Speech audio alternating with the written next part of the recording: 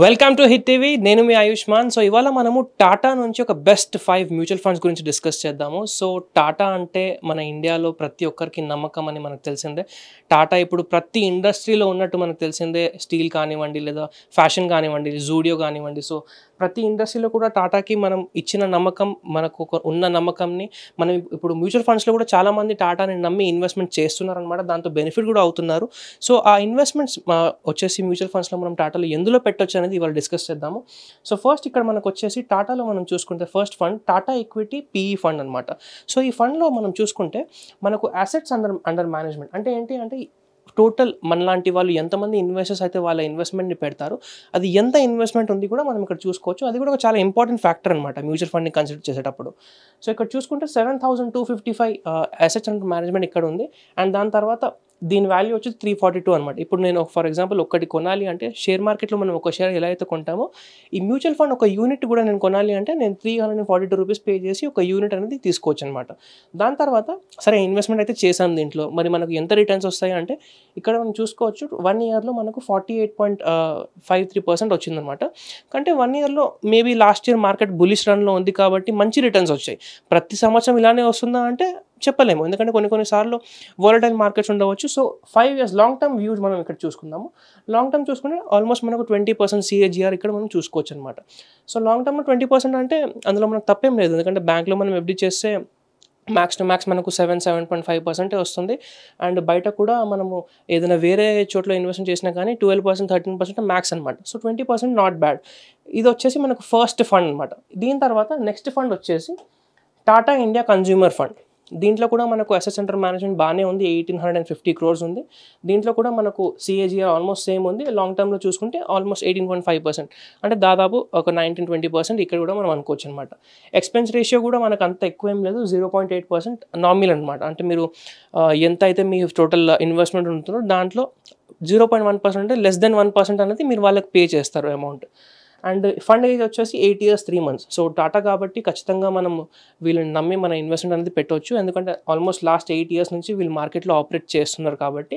దీని తర్వాత third fund ఇక్కడ మనం చూసుకుంటే టాటా డిజిటల్ ఇండియా ఫండ్ అనమాట. సో టాటా డిజిటల్ ఇండియా ఫండ్లో అసెట్స్ అండర్ మేనేజ్మెంట్ వచ్చేసి 10,000 crores, అంటే 10,000 కోట్ల అనేది వాళ్ళ జనాలందరూ వాళ్ళ ఇన్వెస్ట్మెంట్ ఇక్కడ చేశారనమాట.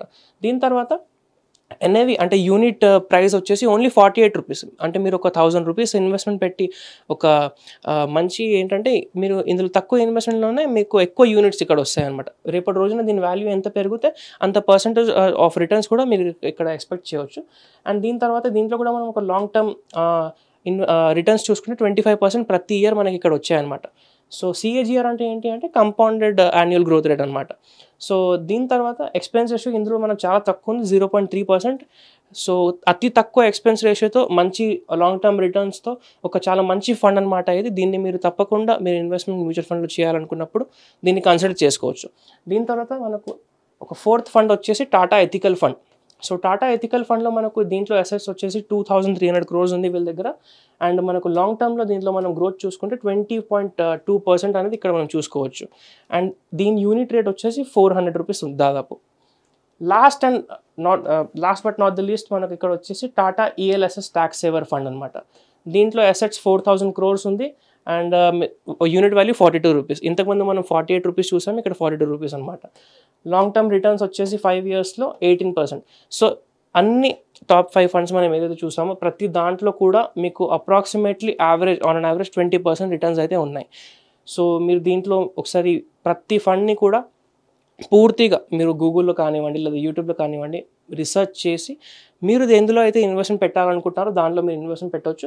ఇంకోటి మీరు ఇందులో చూసేటప్పుడు ఏం చూస్తారు అంటే ఇక్కడ హోల్డింగ్ అనాలిసిస్ కూడా ఒకసారి చూడాలి. అంటే మనం పెట్టిన ఇన్వెస్ట్మెంట్ ఏ కంపెనీస్లో ఇన్వెస్ట్మెంట్ అవుతుంది. సో ప్రతిదీ కూడా మీరు ఒకసారి చూసుకున్న తర్వాత large cap, mid cap, small క్యాప్లో మీ రిస్క్ యాపిటైట్ ప్రకారంగా మీరు ఫ్యూచర్లో దీన్ని ప్లాన్ చేసుకోవచ్చు అనమాట. సో ఈ 5 టాటా ఫండ్స్ గురించి ఇవాళ మనం మాట్లాడడం జరిగింది. ఇలాంటి వీడియోస్ మ్యూచువల్ ఫండ్స్ మీకు ఇంకా కావాలి అంటే మన ఛానల్ని మీరు సబ్స్క్రైబ్ చేయండి, లైక్ చేయండి వీడియోని. అండ్ మీ ఫ్రెండ్స్తో ఫ్యామిలీతో షేర్ చేయండి. ఎవరికైతే మ్యూచువల్ ఫండ్ గురించి నాలెడ్జ్ లేదు, ఎక్కడ ఇన్వెస్ట్మెంట్ పెట్టాలి అని వాళ్ళు ఆలోచిస్తున్నారో వాళ్ళతో ఈ వీడియోని షేర్ చేయండి అండ్ మన ఛానల్ని సబ్స్క్రైబ్ చేయండి. Thank you. సమస్య లేని ఇల్లు ఉండదు, పరిష్కారం లేని సమస్య ఉండదు. బంధాలు గొప్పవి, బాధలు చిన్నవి. మీ సమస్యని మేము పరిష్కరిస్తాం. రండి మాట్లాడుకుందాం.